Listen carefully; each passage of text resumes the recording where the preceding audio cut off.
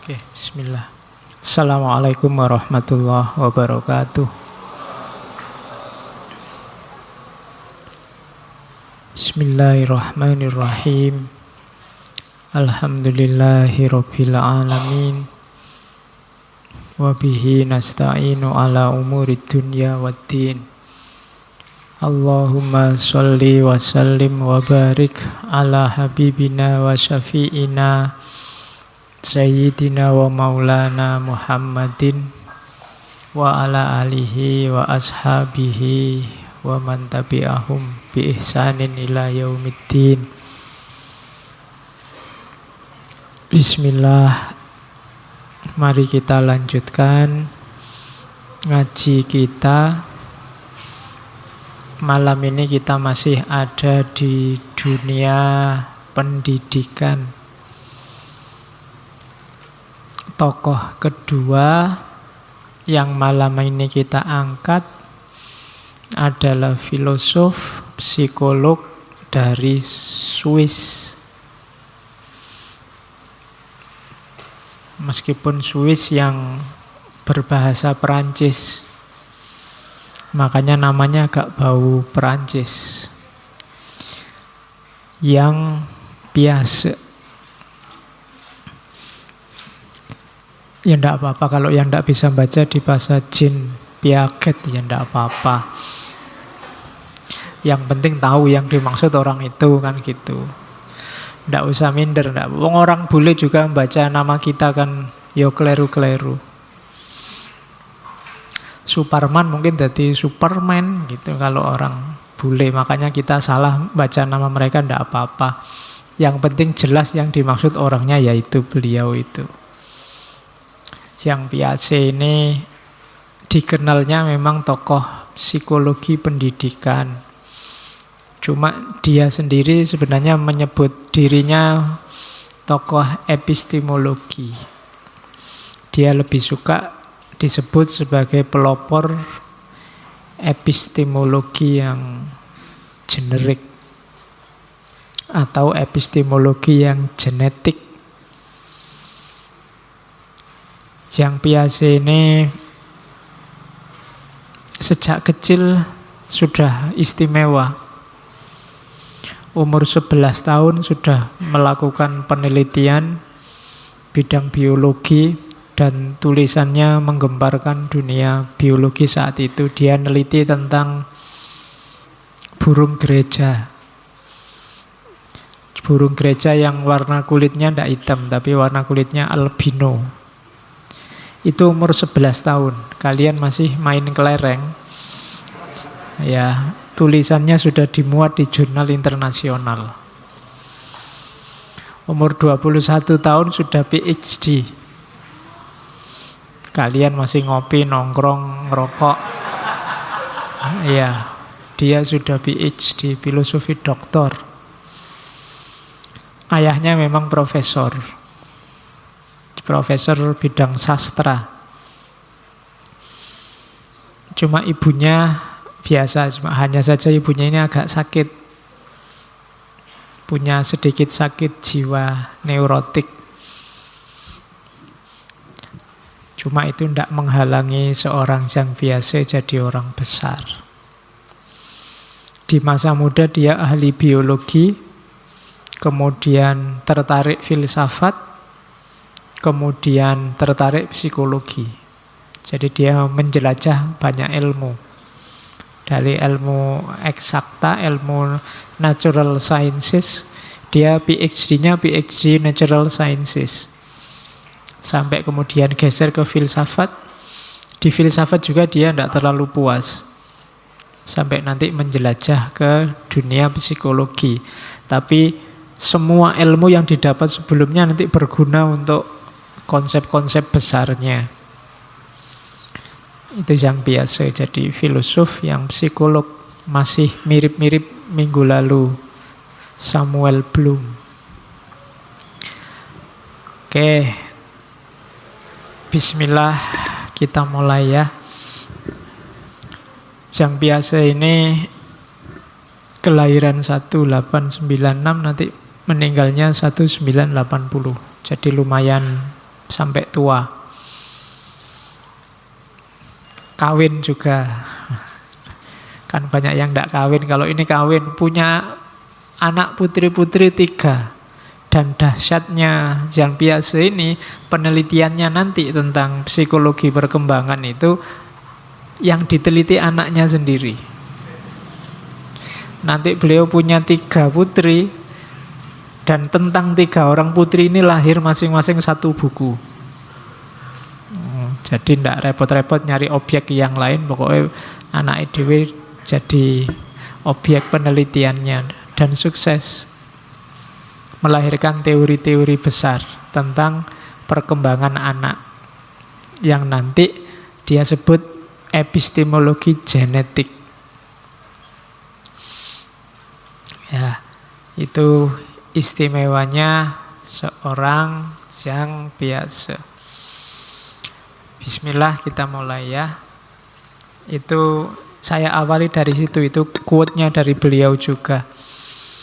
Only education is capable of saving our societies from possible collapse, whether violent or gradual. Hanya pendidikan yang mampu menyelamatkan masyarakat kita dari kemungkinan keruntuhannya, baik secara keras langsung revolusioner atau gradual evolusi. Jadi nyawanya peradaban, nyawanya masyarakat, nyawanya dunia sosial itu ada di pendidikan. Seperti apa kondisi pendidikan, seperti itulah nanti cerminan masyarakat kita. Kenapa Barat maju? Karena pendidikan di sana maju. Kenapa dulu Islam jaya? Karena pendidikan Islam zaman itu bagus. Kuncinya di dunia pendidikan. Ada istilah the rise of education. Dulu Barat itu merebut peradaban Islam dari pusatnya di era Abbasiyah, kejayaan Islam, sampai kemudian dibalik oleh Barat sejak Renaissance. Itu kuncinya kan di the rise of education, pendidikan yang membuat orang pinter jumlahnya banyak berkali lipat. Itu yang dilakukan oleh Barat. Saya sering cerita, di antara yang menyebabkan Barat jaya itu penemuan mesin cetak. Mesin cetak itu membuat transmisi keilmuan bisa cepat. Tidak harus ketemu gurunya, tidak harus ketemu ustadznya, tapi bisa dapat ilmunya. Jadi orang pinternya berkali lipat banyaknya dan cepat. The rise of education. Orang terdidiknya jumlahnya banyak. Bandingkan dengan Islam sebelumnya. Dunia Islam dulu jaya. Ilmuwan-ilmuwan banyak luar biasa. Cuma jumlah orang pinter dengan jumlah masyarakat awamnya tidak imbang. Sangat lebih banyak yang awam. Dulu elit ulama itu diistimewakan oleh istana. Biasanya kayak di zaman Abbasiyah itu, di Baitul Hikmah itu dibuatkan istana sendiri. Mereka pokoknya tidak boleh mikir apa-apa, tidak boleh mikir anak, istri, semua dibiayai oleh negara, dibuatkan istana khusus, cukup mengembangkan ilmu saja. Itu zaman kejayaan Islam. Cuma resikonya ketika dinasti jatuh, istana dijarah, biasanya mereka orang-orang pintar ini termasuk yang terbantai. Jadi habisnya cepat. Gantinya susah dicari. Kenapa? Karena tidak masif perkembangan ilmunya. Dulu kan kalau di Islam terkenal pakai tinta sama pena. Ditulis tangan, itu betapa lamanya. Sekuat-kuatnya tulis tangan kan beda sama mesin cetak. Sehari bisa ribuan eksemplar. Kalau nulis tangan kamu sampai puyeng ya bisa. Itu pun belum waktu dinasti Datuh, biasanya terus perpustakaannya dihabisin, dijarah, dibakar, buku-bukunya dibuang. Maka dari penguasa peradaban jatuhnya cepat, jadi inferior. Kuncinya di mana? Education. Maka kalau mau Indonesia ini bangkit jadi penguasa peradaban, jalurnya pendidikan, bukan politik. Kalau politik itu ya pendukungnya. Nyawanya, kalau ada yang bilang revolusi mental, itu kuncinya ada di pendidikan. Jadi ya saya tegaskan lagi, bukan politik. Apalagi pendidikan yang dipolitisir. Sekarang apa-apa kan dibawa ke ranah politik. Agama sudah masuk politik, pendidikan jangan-jangan sudah masuk juga. Nanti semuanya masuk ke politik. Padahal politik itu kan ilmu tata masyarakatnya. Tata masyarakat itu berarti tidak ada hubungannya sama kontennya. Kualitasnya masyarakat ada di education, pendidikan. Sekarang bahkan saya tadi lihat di Twitter itu ada yang guyon, sekarang bahkan sholat pun dipolitisir. Ya, saya tidak tahu kalian kalau tasahud jari satu apa jari dua?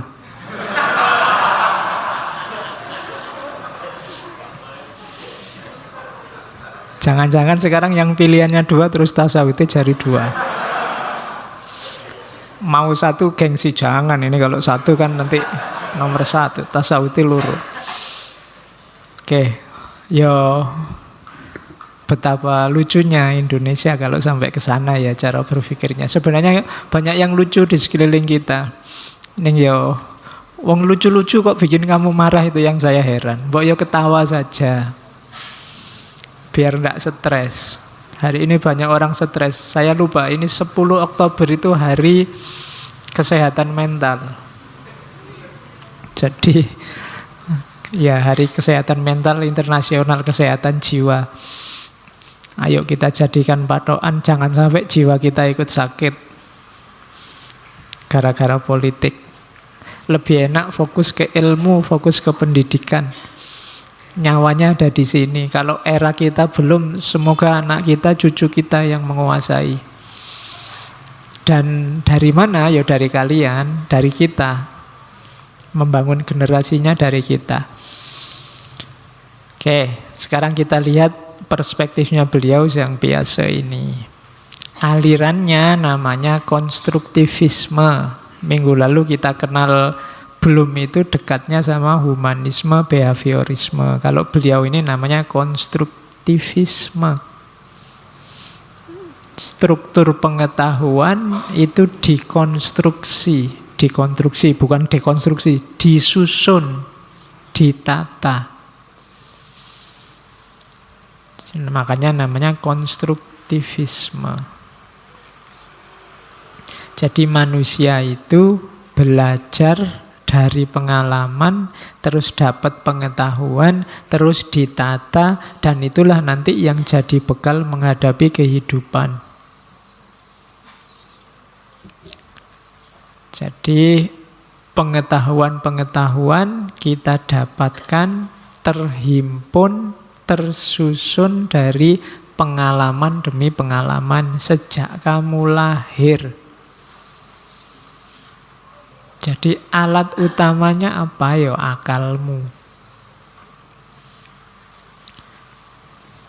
Di konstruktivisme, di aliran konstruktivisme, pengetahuan ini bukan satu yang mati, tapi dia dinamis.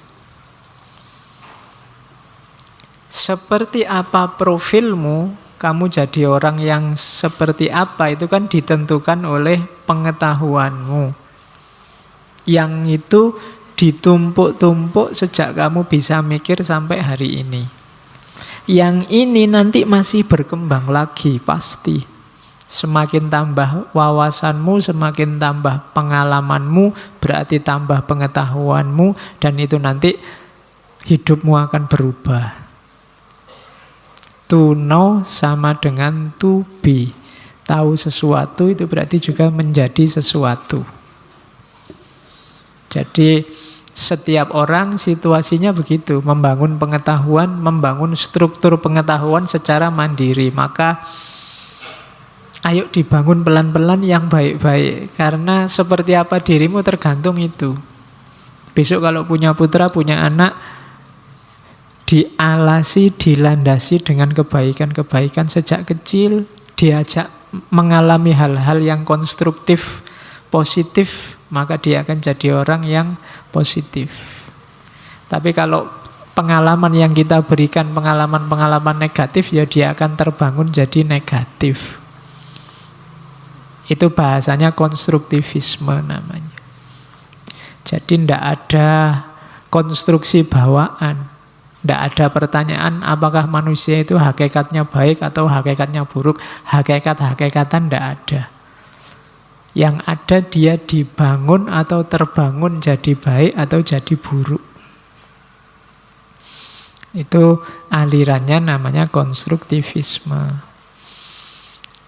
Cirinya apa pengetahuan dalam konstruktivisme? Pengetahuan dalam konstruktivisme itu ada dalam proses saling mempengaruhi.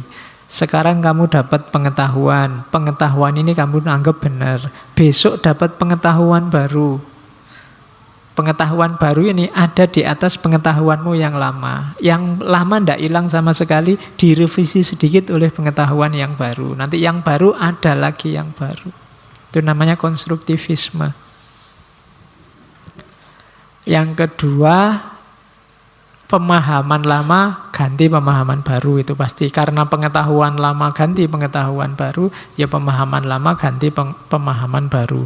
Pengalaman lama jadi pengalaman baru, berarti pengetahuan lama jadi pengetahuan baru. Dari mana munculnya pengetahuan yang baru? Dari pengalaman yang baru. Berarti apa? Pengalaman yang baru ini beda dengan pengetahuan yang lama. Yang pengetahuan lama ini dari pengalaman yang lama. Karena pengalaman baru beda dengan pengetahuan lama, maka pengalaman baru membentuk pengetahuan baru. Ketika pengetahuanmu baru, konstruksi berpikirmu sekarang juga jadi baru.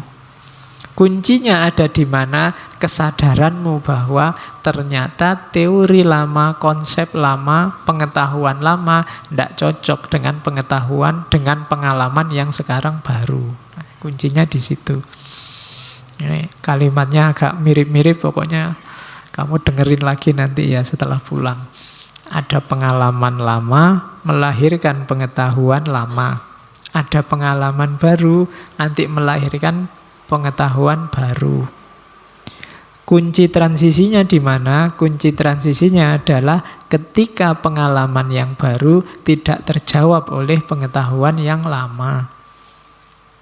Maka pengetahuan yang baru ini akan pengalaman yang baru ini akan jadi titik awal lahirnya pengetahuan yang baru. Misalnya, biasanya saya minum teh, kita mesti manis.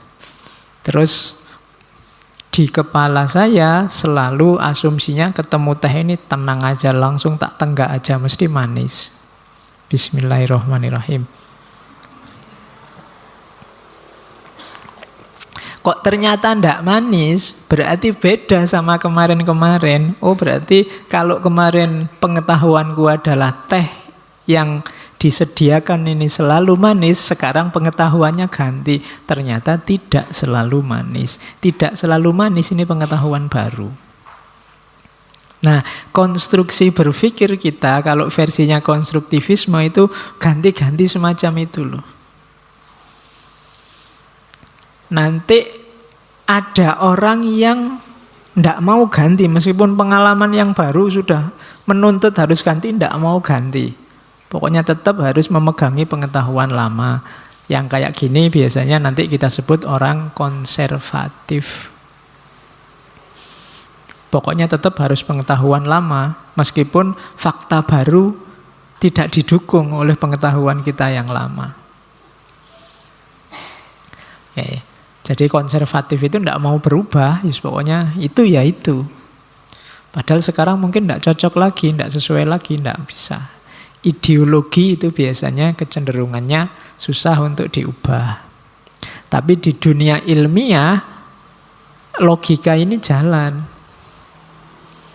Kalau bahasa kampusnya biasanya pakai istilah continuity and change. Melanjutkan yang lama tapi ada change-nya, ada berubahnya, tidak sama persis. Dulu ketika mesin uap ditemukan itu kan tidak sama persis dengan mesinnya kereta api sekarang. Itu pasti ada continuity, ada teori lama yang dipakai tapi juga ada change-nya.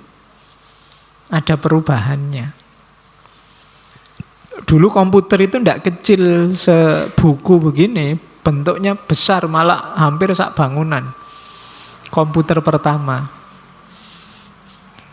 Terus orang menemukan hal baru. Hal baru ini kan tidak ninggal komputer yang lama. Sistemnya yang lama dipakai.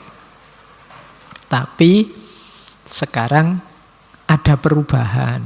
Ada wawasan baru. Dulu HP itu besar-besar. Sak boto itu besarnya. HP zaman awal. Itu pun orang melongo semua. Kok enak ya bisa nelpon di mana-mana. Biasanya telepon itu kan nongkrong di rumah. Sekarang bisa dibawa kemana-mana. Itu orang melongo semua. Zaman itu. Teknologi telepon genggam yang dibawa kemana-mana itu kan dasarnya telepon rumah itu. Cuma diadaptasi sesuai situasi yang baru. Nah nanti yang telepon besar itu ya mungkin sekarang lebih simpel lagi. Sekarang tambah jadi kecil-kecil, malah ada yang kecil.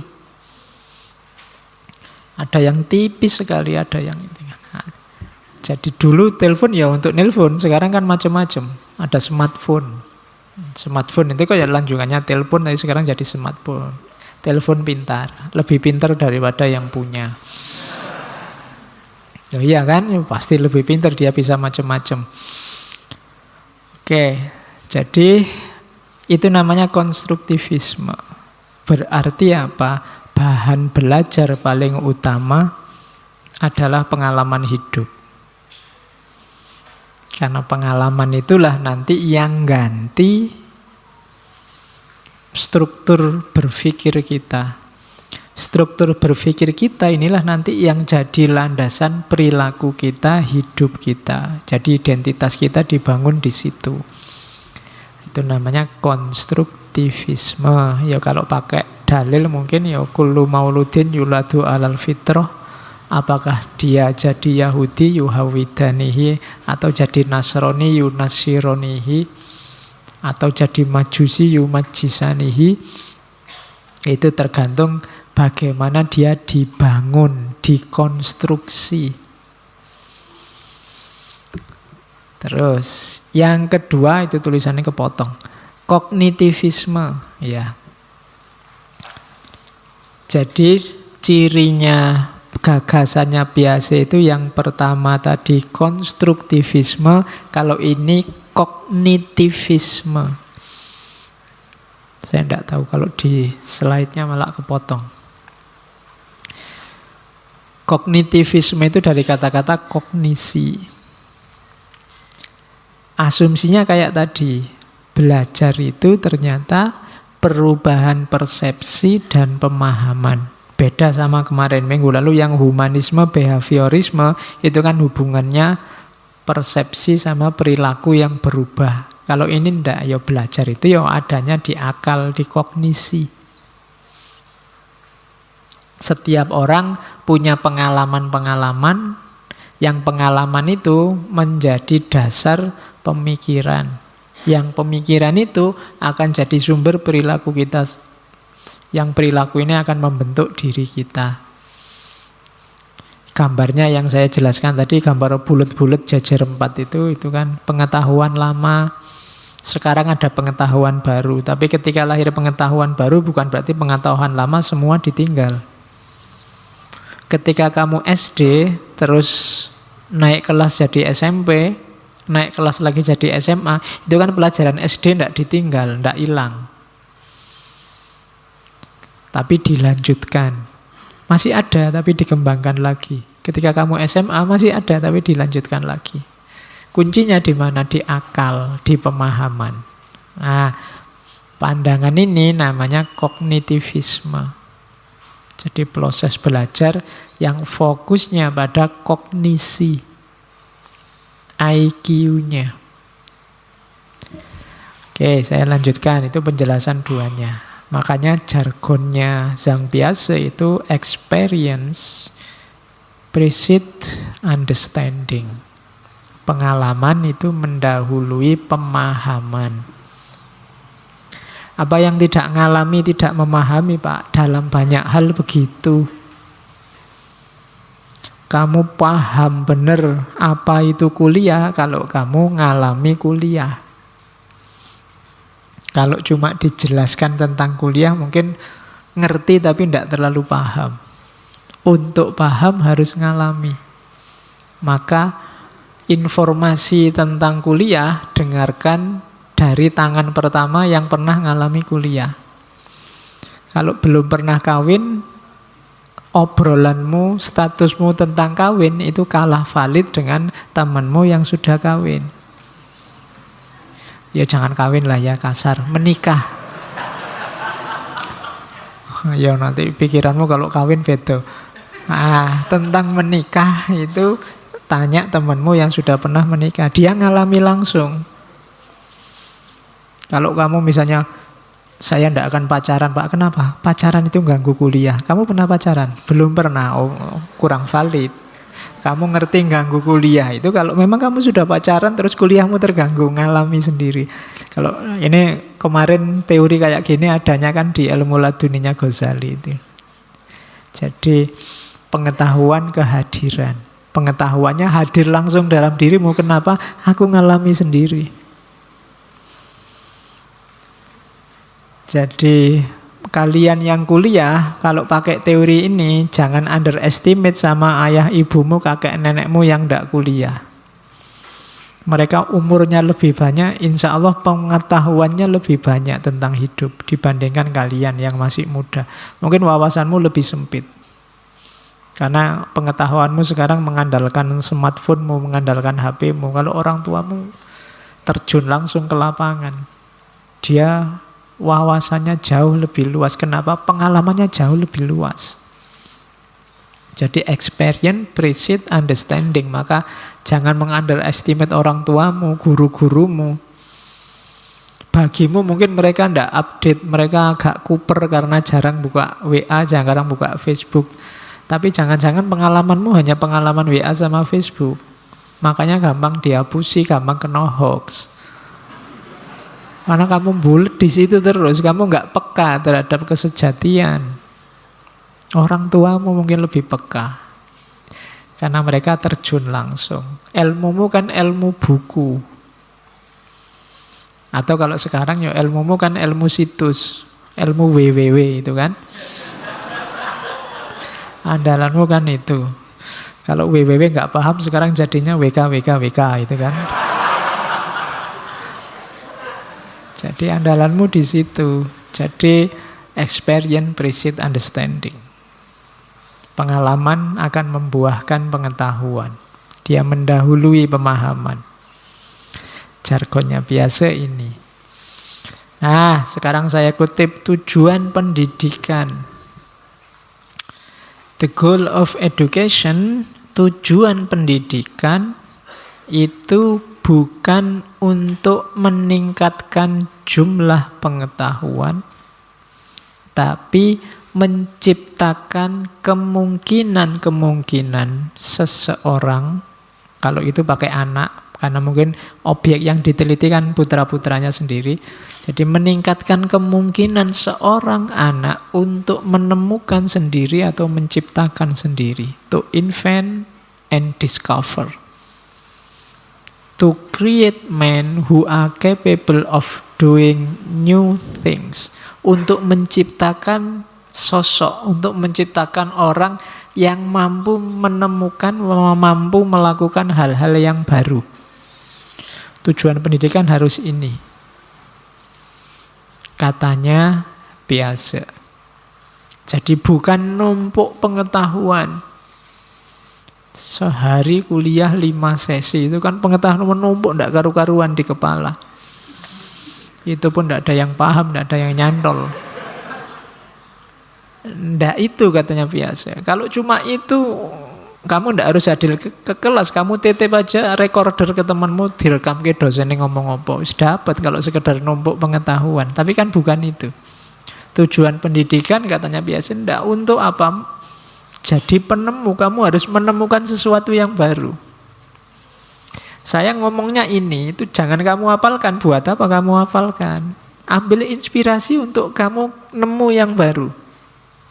Misalnya tadi saya ngomong, pengalaman adalah sumbernya pengetahuan. Kamu boleh, bagi saya ndak harus ngalami Pak. Kadang-kadang ngarang juga bisa Pak. Jadi pengetahuan baru misalnya. Itu kan terinspirasi dari kalimat tadi kan, tapi kamu ndak menelan begitu saja.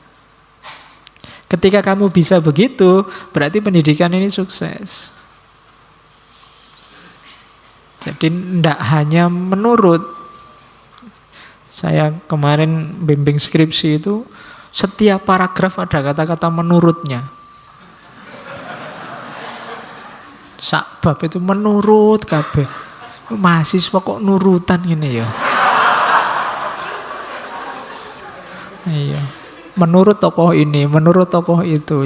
Kelihatan kaya referensi, tapi rasanya kok ndak kreatif. Kamu ndak bikin skripsi ini, kayak yang bikin clipping ini. Nurut kafe, yang kreatif, temukan yang baru. Iya, kamu baca punya referensi, tapi dari referensi itu kan kamu bisa melakukan kayak di belum kemarin melakukan sintesis. Ini loh saya ketemu yang baru, beda sama yang lama. Meskipun tadi saya pakai teori, sekarang lahir teori baru, ndak cuma manut sama teori lama. Nah, itu kreatif. Jadi tujuannya pendidikan itu melahirkan orang kreatif, men who are capable of doing new things. Orang-orang yang bisa melakukan hal-hal baru. Genuine. Oke. Terus ini lanjutannya. Tujuan utama pendidikan, itu tadi ya kalimat terakhirnya saya lanjutkan. Create men who are capable of doing new thing. Lanjutannya apa? Not simply of repeating what other generation have done. Tidak hanya mengulang yang sudah dilakukan oleh generasi sebelumnya. Jadi jangan cuma ngulang. Kalau cuma ngulang, tidak ada kreatifnya, peradaban manusia tidak berkembang. Kita butuh orang-orang yang kreatif, inventif, discovers. Jadi yang pertama itu. Tidak boleh jadi bebek. Bebek aja lebih kreatif. Kalau yang menggembala nunjuk kanan, dia belok kiri. Kalau menggembala nunjuk kiri, dia belok kanan. Kalau kamu kan kalau nunjuk kanan, kanan, kiri, kiri. Bahkan lebih jelek dari bebek kalau kayak gitu. Bebek aja sudah punya logika oposisi. Ya, kamu manut saja. Jadi kalau ada istilah jangan membebek saja, loh, ndak bebek itu oposisi sebenarnya. Kalau yang ngomong dia kayunya diarahkan ke kanan, dia belok kiri. Kalau diarahkan ke kiri, dia belok kanan. Itu kan logikanya oposisi.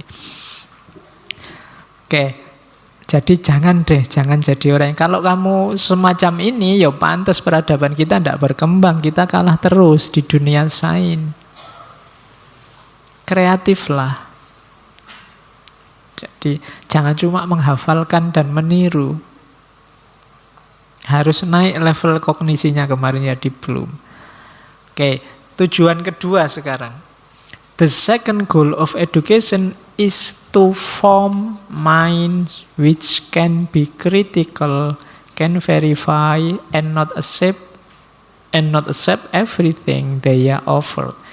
Tujuan kedua apa? Membentuk pikiran yang kritis, bisa menguji dan tidak menerima apapun, tidak hanya menerima saja apapun yang ditawarkan. Jadi kreatif terus kritis. Kalau lahir sosok-sosok yang kreatif dan kritis ini, peradaban manusia akan berkembang. Kalau tidak akan macet. Kalau dunia ini isinya hanya orang yang setuju saja terhadap gagasan-gagasan lama, maka ilmu tidak akan berkembang. Ilmu itu berkembang ketika ada orang mengkritik, mencari salahnya, mencari di mana tidak tepatnya. Kalau hanya orang setuju terus, ya ilmu macet. Maka di antara tugasnya filsafat yang sering saya singgung kan criticizing, mengkritisi. Apa ya harus begitu?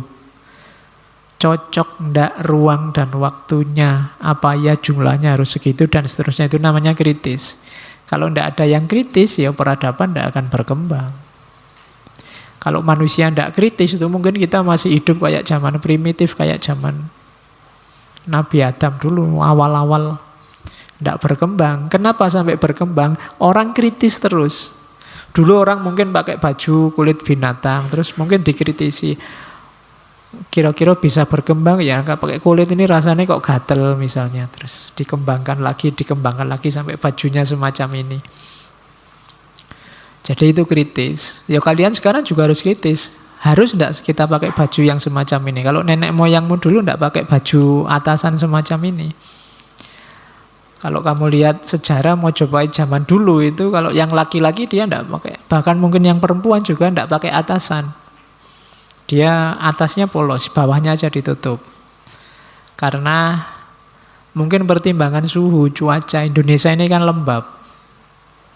Jadi lebih sehat kamu buka baju keringetan biar bisa menguap. Nah, itu konstruksi geografisnya. Nenek moyangmu pintar membaca geografi. Mereka akhirnya tangguh-tangguh. Kalau kita sekarang kan tidak tangguh. Zaman saya kecil, kalau hujan itu malah hujan-hujan. Dan tidak apa-apa. Tapi sekarang kan kamu kalau hujan lari kayak dikejar. Coba di jalan itu, lagi enak-enak jalan kok hujan itu, motor itu koyo setan melayuni, sama air saja kita setakut itu. Karena memang begitu kena air terus kamu pilek. Itu berarti ada kearifan-kearifan yang hilang tentang suhu dan cuaca. Nenek moyang kita jauh lebih tangguh. Padahal mereka nggak pakai baju dulu, tapi jarang orang mengeluh masuk angin. Tidak ada kasus-kasus orang sakit gara-gara kena udara. Tapi sekarang kita jauh lebih lemah. Mungkin kita perlu membaca lagi kearifan-kearifan lama. Karena kita punya kondisi geografis yang khas. Jangan-jangan itu sebabnya terus lingkungan alam di sekeliling kita rusak. Kita kehilangan banyak kearifan lama. Hasil kita niru saja kebanyakan. Coba kamu cek jaketmu, jeansmu, sepatumu, itu mungkin ya hanya imitasi saja, niru saja dari yang sekarang menguasai peradaban, yaitu Barat. Kamu tidak pernah kritis. Kuliah panas-panas jam 12 siang pakai jaket jeans. Ya. Terus sibuk membesarkan AC, salahmu dewe pakai jaket jeans. Oke. Jadi tujuannya pendidikan itu ya. Kita tidak menciptakan bebek-bebek, tapi manusia yang kreatif. Manusia yang kritis. Berarti apa? Yang lahir dari dirimu adalah orisinalitas-orisinalitas, bukan tiruan-tiruan. Sekarang kan yang aneh-aneh, kamu tiru juga. Saya tidak tahu sekarang ada challenge orang jatuh sambil barangnya berceceran, itu loh banyak yang niru. Ndak tekan pikiranku. Bagusnya di mana gitu loh. Itu kan sekarang banyak yang semacam itu. Dan kamu dibela-belain diikuti, alasannya tren. Sekarang musimnya gitu, Pak. Kalau Bapak ndak ngerti ya Bapak kuper kan ngono. Dan kamu takut sekali dengan label yang namanya kuper ini. Oke, jadi ndaklah katanya biasa tujuan pendidikan ndak itu. Jadi orang yang kreatif dan kritis. Oke, sekarang kita mulai masuk ke teori utamanya. Asumsinya biasa nanti dia punya teori tentang perkembangan kognisi. Jadi katanya biasa anak-anak Jangan dikira mereka hanya membebek saja. Anak-anak itu jangan dikira hanya menelan saja informasi yang kita berikan ke mereka. Mereka juga membangun dunianya sendiri, membangun logikanya sendiri secara aktif. Kalian ngomong apa, maksudnya apa, itu mereka akan menangkapnya dengan logika mereka sendiri. Diolah versi mereka sendiri. Dan ini cirinya manusia sejak awal. Dan ini akan berkembang sesuai tahapan-tahapan kognisi mereka. Jadi tidak bisa dipaksa. Anak kecil mungkin bisa kamu ajari filsafat. Mau ajari gini loh, di Aristoteles itu bilang. Misalnya. Loh, akan ditangkap oleh mereka, tetap akan diserap. Tapi akan diolah versi mereka. Mungkin nanti keluarnya bisa jauh, bisa beda. Jadi gagasan-gagasan filsafat yang tinggi mungkin jadi lucu kalau kena mereka. Akan diekspresikan versi mereka. Dan itulah manusia gitu loh. Jadi anak kecil itu kan biasanya daya kuriusnya tinggi, daya ingin tahunya tinggi. Itu saatnya kita kasih banyak informasi. Tapi jangan salah, mereka kalau kita kasih banyak informasi, biasanya akan diolah sendiri versi mereka. Nah, kenapa kok begitu? Karena isi kepala kita ada ini. Yang itu nanti berkembang pelan-pelan sejak anak kecil, kemudian remaja, pemuda, dewasa. Ini namanya proses kognitif. Organisasi, skema atau skemata, terus adaptasi. Adaptasi itu isinya dua, asimilasi sama akomodasi, dan terakhir equilibrium. Tadi kan pengetahuan itu numpuk, menumpuk, itu prosesnya ini. Ketika ganti dari wawasan lama jadi wawasan baru, itu prosesnya ini. Ketika kita dapat informasi baru, dapat data-data baru, yang kita lakukan pertama apa? Biasanya organisasi. Hati-hati kalau kamu tidak kuasa melakukan organisasi, biasanya kamu susah memahami sesuatu. Kadang kalian kan baca buku misalnya, pas baca paham, tapi besoknya lupa. Kenapa bisa begitu? Karena kamu nggak mengorganisasi pengetahuannya. Nggak bikin peta pengetahuan. Nggak organisasi agenda, apalagi skema. Organisasi itu kamu klasifikasi pengetahuan-pengetahuan ini. Ini ada di kotak mana? Oh, kalau ini namanya filsafat. Cuma filsafat ini bagian epistemologi. Yang epistemologi itu tentang mana yang benar, mana yang salah dari pengetahuan. Itu pun yang ada hubungannya dengan agama. Jadi ukuran benar salahnya nanti merujuk kitab suci. Ini ada petanya. Ketika kamu bisa mengorganisasi semacam ini, biasanya kamu lebih mudah ingat. Kenapa selama ini begitu baca buku terus kamu lupa setelah bukunya ditutup, padahal tadi waktu baca paham? Karena kamu tidak masuk ke level organisasi. Organisasi dulu pengetahuannya. Jadi paham saja masih belum. Harus mengalami proses kognitif, klasifikasi konsep, klasifikasi perilaku dalam kelompok yang terpisah secara tertib. Ini yang ngawali klasifikasi minggu lalu kan dijelaskan, yaitu Aristoteles. Aristoteles itu memilah-milah. Oh, ini bagiannya substansi, ini bagiannya aksiden. Intinya ini, tempelannya ini. Ini aslinya ya kayu, tapi cuma dibentuk kotak sehingga bisa naruh barang, terus disebut meja. Itu kan klasifikasi. Kalau di masjid gini dia agak sakral, tapi kalau di Angkringan sama-sama bangku kayak gini, tidak terlalu sakral, boleh ditendang-tendang, boleh diduduk-dudukin. Nah itu kepalamu jalanin, namanya mengorganisasi informasi. Kalau ini saja tidak bisa, itu ya mesti hilang, masuk kepalamu hilang. Itu kayak disket yang belum diformat. Kalau belum diformat kan kamu isi pengetahuan berapapun dia lenyap. Hilang. Jadi makanya nanti pulang dari sini, ayo disket kita diformat. Ditata lagi pengetahuan yang ada di kepalamu. Kapan harus dikeluarkan, ketika ngomong apa, itu kalau di sini klaster-klasternya jelas kan enak. Kalau diskusi, oh ini ngomong epistemologi yang hubungannya sama agama. Tadi saya punya tentang itu kan jelas.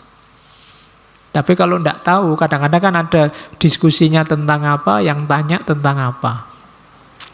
Itu berarti apa? Belum mampu mengorganisasi pengetahuan.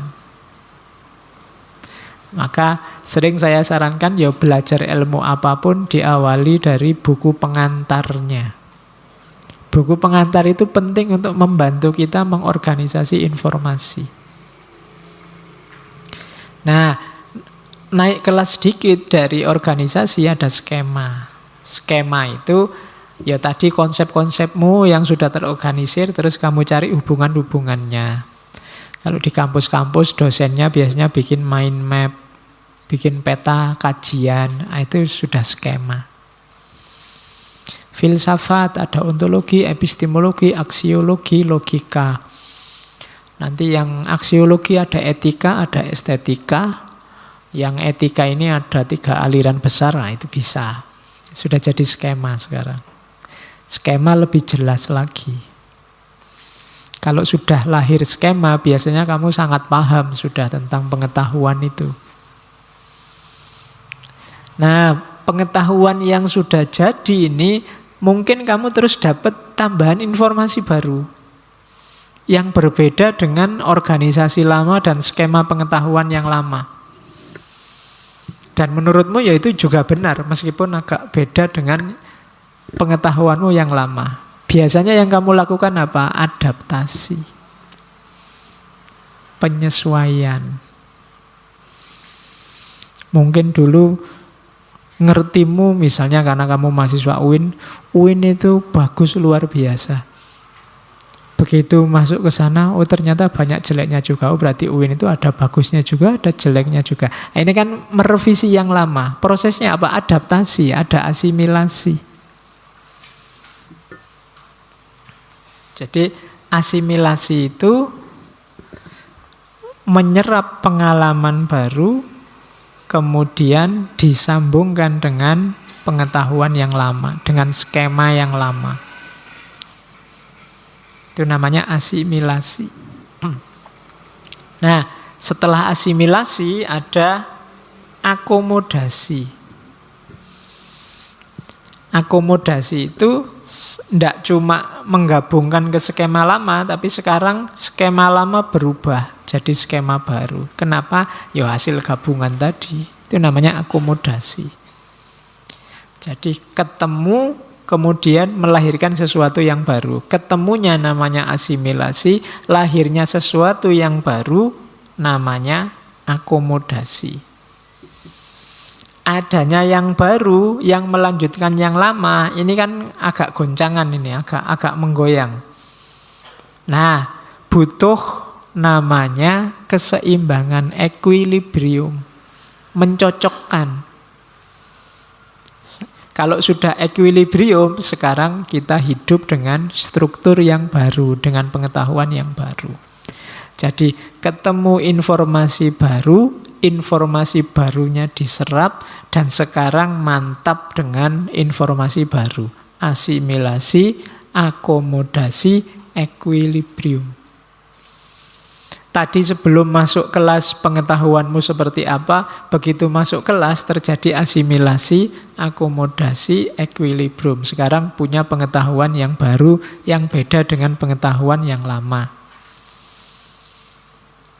Mungkin selama ini ada teman-teman yang ngajinya cuma mendengarkan di YouTube, tidak pernah ikut langsung. Bayanganmu ngaji itu kayak, ini luar biasa sekali misalnya. Karena cuma mendengar dari jauh. Begitu nyampe sini, walah cuma gini tau misalnya. Nah, ini kan pengetahuan lama, bayangan lama yang ada di kepalamu sekarang digeser oleh pengetahuan baru. Mungkin awalnya agak kaget-kaget gimana, agak sok-sok gimana gitu. Tapi setelah setengah jam, hampir 1 jam mengikuti pengajian terus, oh enggak, bisa adaptasi, bisa diterima, sekarang seimbang. Oh iyalah, mau gimana lagi, oh memang kenyataannya begini misalnya. Nah, itu equilibrium, sekarang stabil sudah.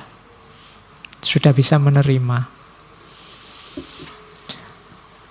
Gimana contohnya? Kamu paling gampang kalau dikasih contoh pacaran. Pacar lama dan pacar baru. Iya. Bayangan lama masih mengganggu, tapi sekarang kan ada yang baru. Kalau sudah equilibrium itu berarti sudah stabil, sudah. Selamat tinggal masa lalu, kan gitu. Sekarang ada yang baru. Oke, berarti asimilasi, akomodasi, equilibrium. Nah, yang lama aja ndak ada Pak, oh berarti belum. Tugasnya masih organisasi. Masih harus membangun dulu struktur. Kalau sudah ada baru digusur. Oh, nggak ada yang lama, yang digusur yang mana? Bikin skema dulu. Kalau sudah ada skemanya nanti baru ada yang baru.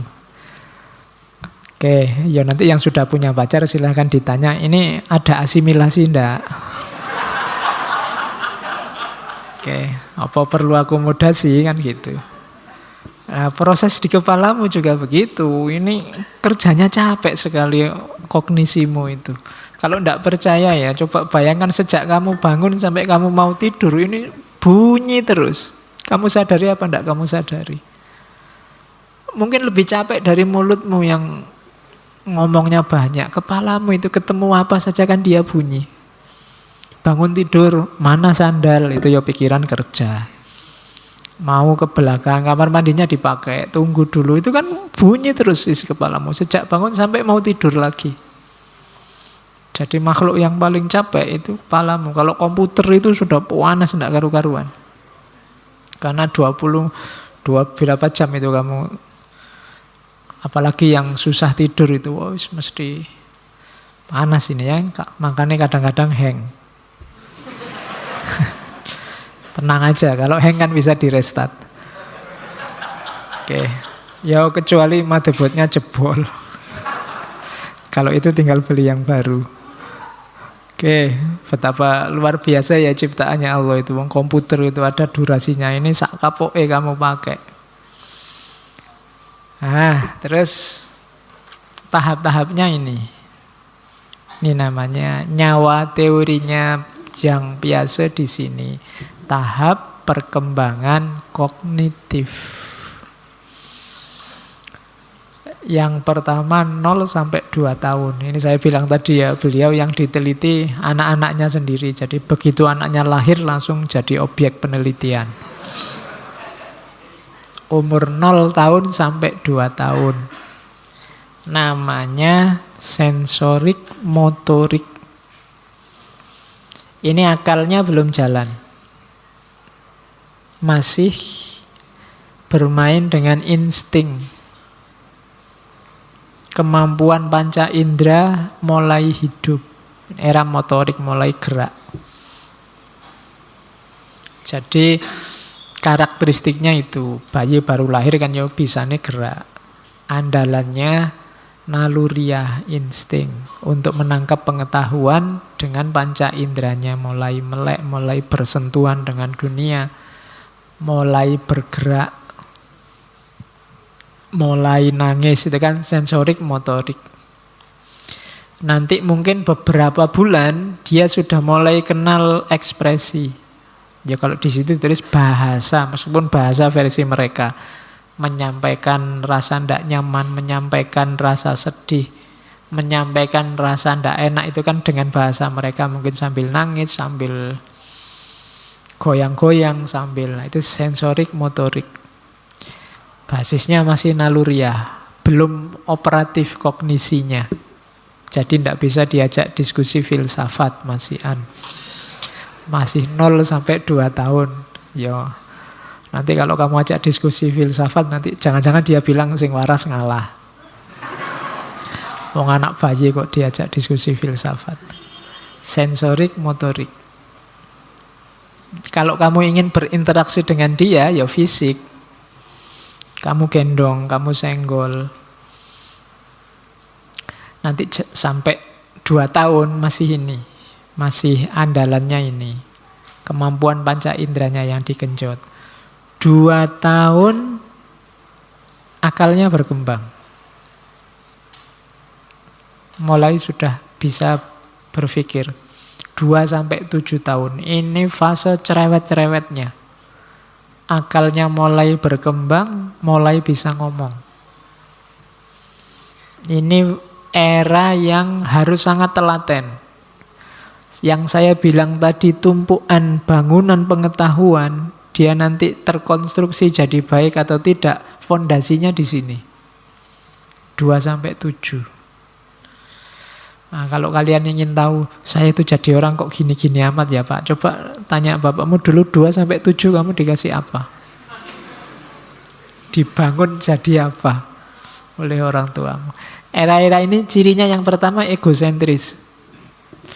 Egosentris itu ya dia masih belum bisa disuruh toleran, disuruh pluralis, ndak iso. Dia mikirnya awake dhewe. Iya. Cah cilik disuruh, kamu mbok yang toleran sama bapak lah ya cah cilik. Ndak bisa, dia tetap kepentingannya yang dinomorsatukan. Itu pasti. Makanya tadi dia cerewet, menang-menangan, itu anak kecil. Jadi aktivitasnya sudah mulai bisa aktivitas simbolik. Ngomong itu kan aktivitas simbolik. Egocentric speak, sosialisasi speak. Ngomongnya sudah mulai bisa interaksi ngobrol dengan orang lain. Sudah mulai bisa ngerti simbol-simbol, mulai representan, mulai bisa ngerti representasi.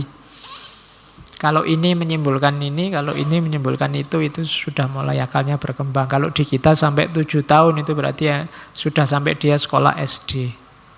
PAUD, TK, SD itu kemampuan simboliknya tumbuh. Kalau sebelumnya masih 0-2 belum. Tapi anak usia ini itu jangan heran kalau dia egosentris. Kadang ngeyel. Sudah dikasih tahu yang benar ini, enggak, bagi dia yang benar bukan ini tapi itu. Daya kuriusnya tinggi anak kecil itu. Makanya kadang saya sering cerita, apa-apa ditunjuk ditanyain, ini apa, itu apa, dan seterusnya. Kadang pertanyaan-pertanyaan yang bapaknya enggak bisa jawab. Allah itu apa? Allah ada di mana? Itu bapaknya pontang-panting itu. Ya, kalau bapaknya tidak cerdas pasti pening.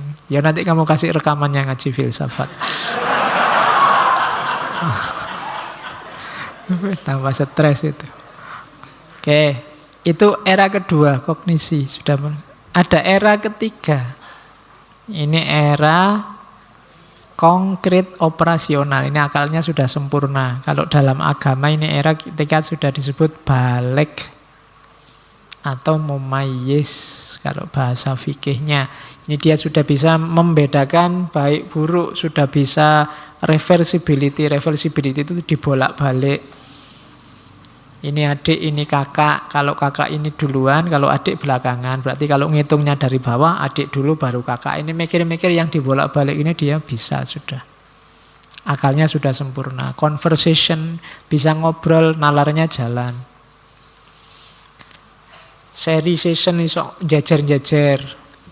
Ini diantara yang hadir malam ini, ayo diurut mulai dari yang paling ganteng, yang tidak terlalu ganteng, yang biasa-biasa, yang jelek banget, itu sudah mulai bisa menyeri dia, bisa milih. Klasifikasi, mulai tidak egosentris, mulai ngerti dia butuh orang lain. Mulai anak-anak usia ini, sekolah-sekolah SD ini biasanya seneng-senengnya berteman. Main-main di luar bareng temannya, itu usia-usia ini. Meskipun hari ini mungkin sudah jarang lihat anak kecil-kecil main di luar, tapi sebenarnya usia ini memang harus banyak main. Ini mulai berkembang, mulai lunturnya egosentris. Harus banyak dilatih hidup bareng. Biasanya Sama temennya dekat. Sudah mulai punya banyak teman-teman favorit di sekolah. Jadi itu era 7 sampai 12. Bahasanya ya dia sudah bisa diajak diskusi, sudah bisa memahami, membaca realitasnya sendiri, sudah bisa komentar. Zaman sekarang mungkin dia sudah punya Instagram sendiri, punya Facebook sendiri. Karena temennya sekarang kan HP semua sama smartphone. Jadi nanti teorinya Piaget ini kan teori tahun-tahun 60-an, tahun 50-an. Ya kalian silahkan direvisi teori ini dengan perkembangan teknologi terkini. Karena anak-anak sekarang kan perkembangannya jauh dengan zaman ini. Mungkin sekarang berteman itu agak susah. Temannya semua pegang HP. Sekarang temannya superhero yang di game-game itu. Oh, itu kan sudah beda. Sekarang anak kecil-kecil kalau ada cowok sama cewek jalan, pacaran ya, itu sudah ngerti dia. Anak kecil itu sekarang sudah ngerti pacaran, ada yang sudah pacaran beneran sampean. Hari ini ndak nyampe kita. Perkembangannya sudah beda dengan yang dilihat oleh Jean Piaget. Dia cuma lihat anaknya di rumah. Kalau hari ini perkembangannya dahsyat. Tapi ini jadi referensi kita. Secara kognitif sebenarnya perkembangan anak-anak kita yang usia 7-12 tahun itu di situ. Genjotlah di situ maksudnya. Terus ada yang dewasa, formal operasional. Kalau ini sudah mantap, sudah stabil kognisinya. Sudah bisa berpikir abstrak dan logis. Sudah bisa self-reflection. Dia sudah bisa merenungi perbuatannya sendiri. Anak-anak sudah bisa membayangkan peran orang dewasa atau sudah bisa ngukur cita-cita ingin jadi apa, sudah bisa. Sudah mulai sadar kepentingan bersama atau kepentingan masyarakat. Ini 12 ke atas. Saya tidak tahu kalian sudah masuk 12 ke atas apa belum. Harusnya sudah ya. Tapi kelakuannya kok banyak yang kayak anak-anak. Jadi harusnya sudah full kalian kognisinya. Jadi kalau saya bilang berfilsafatlah, belajarlah berpikir, itu sebenarnya kapasitasmu sudah penuh ketika umur 12 ke atas, katanya biasa. Harusnya nalarmu jalan, bisa berpikir abstrak, bisa berpikir logis, itu sudah bisa. Kalau ini diasumsikan bahwa sudah waktunya diajari cara berpikir yang benar, mungkin filsafat itu bisa, atau paling tidak logika itu bisa diajarkan sejak umur 12. 12 mungkin umur-umur SMP. Jadi menurut saya kalau mau eksperimen, anak-anak SMP itu sudah bisa diajari berpikir logis. Jadi boleh dikasih mata pelajaran logika. Sudah nyampe. Biar tidak mudah ketipu hoax kayak kalian waktu tuanya. Jadi cara mikirnya jernih. Itu bisa. Jadi kalau mau diadaptasi mungkin kita bikin kelas-kelas logika. Ya jangan yang tinggi-tinggi. Anak SD jangan dikasih Heidegger, Gadamer, pusing mereka. Logika-logika dasar. Hari ini kan yang bikin kamu pusing kan kalau ujian apa terus ada tes TPA-nya. Itu karena kamu tidak terlatih berpikir logika sejak kecil. Kalau kamu agak kuat di logika, itu tes-tes TPA itu tidak masalah. Cuma kita jarang memperdaya gunakan ini sejak kecil. Akhirnya waktu tes TPA pontang-panting, ada gambar kotak-kotak kamu pusing. Ada gambar bulut-bulut kamu pusing. Kelihatannya kok sama semua ya Pak, bedanya di mana? Kan kamu mengeluhnya selalu begitu. Karena kita tidak terlatih di logik. Jadi kalau ikut tahap perkembangan kognitif ini, usia 12 ke atas dia sudah formal operasional. Akalnya jalan, sudah mulai bisa dibimbing berpikir filsafat. Nah, tahap perkembangan ini sifatnya hierarkis. Tidak loncat-loncat, tidak milih-milih, tapi berkembang terus. Yang lebih tinggi mengandung atasnya, yang bawah cuma tidak punya atasnya. Jadi dia era lebih tua itu punya yang lebih mudah. Sensorik, motorik tidak punya praoperasional, tapi praoperasional ada sensorik, motorik. Konkret operasional dia punya dia punya sensorik, motorik, tapi dia tidak punya formal operasional. Jadi cara membacanya begitu. Ini sifatnya hierarkis, tidak milih-milih. Kalau ada orang sudah tua, tapi kok ya masih belum bisa berpikir abstrak, itu mungkin dia sebenarnya ada di era konkret sensasional. Jadi dia ada di era konkret operasional, akalnya belum berkembang. Harusnya kalau dalam agama ya sudah, dia sudah mumayyiz, tapi mungkin ada hal tertentu yang membuat dia. Nah, kalau ada orang semacam ini, itu nanti yang kita sebut kekanak-kanaan. Wong sudah tua kok masih kekanak-kanaan, itu berarti apa?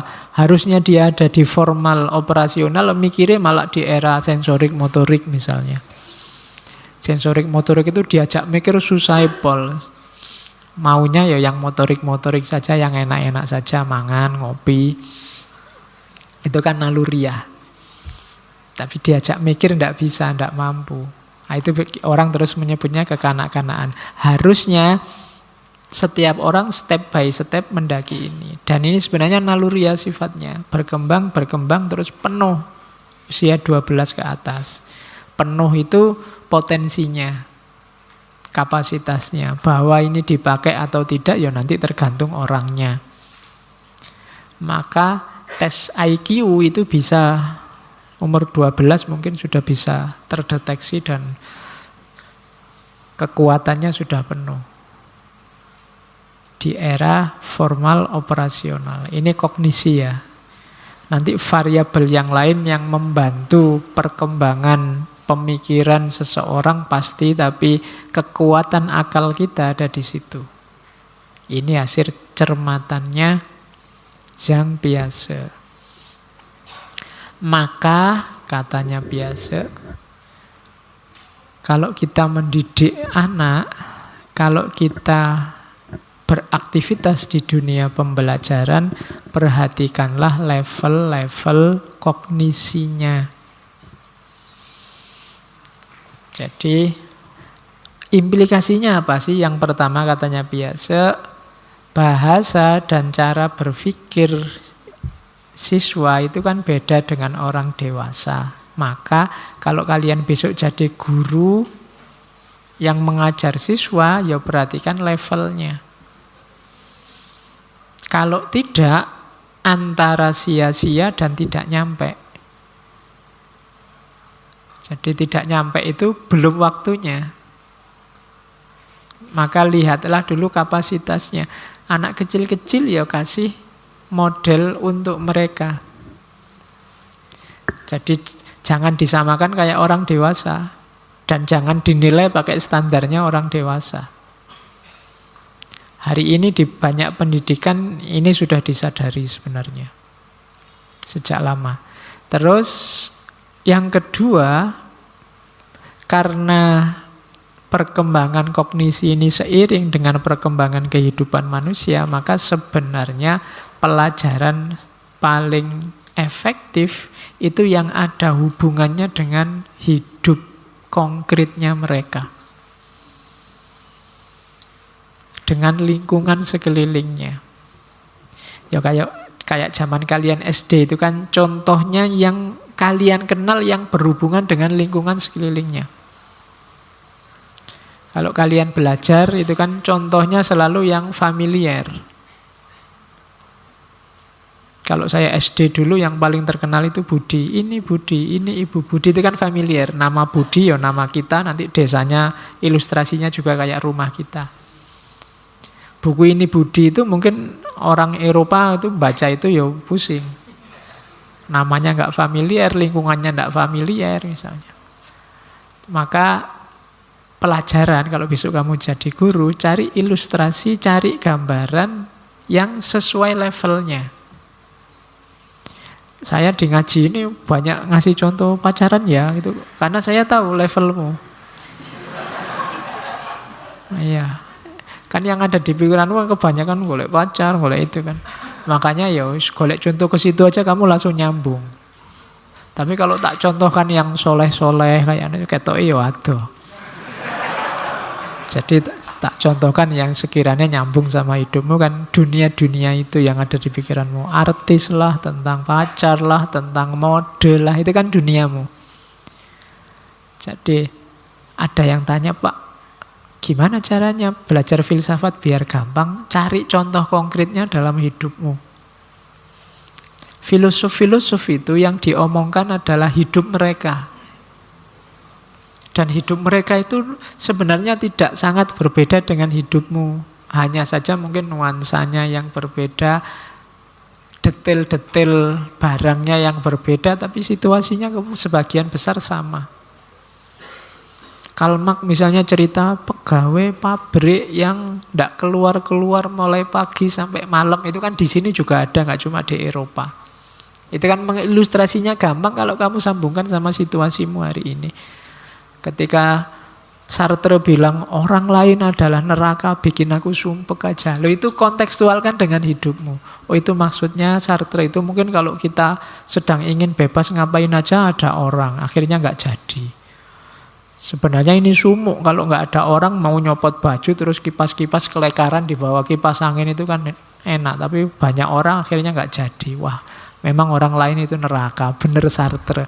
Lah ini kan mengkontekstualkan sesuai situasimu. Orang jadi lebih mudah memahami dibandingkan baca bukunya Sartre langsung. Dari mana? Dari ilustrasinya. Nah, kalau kamu ngajar siswa juga begitu.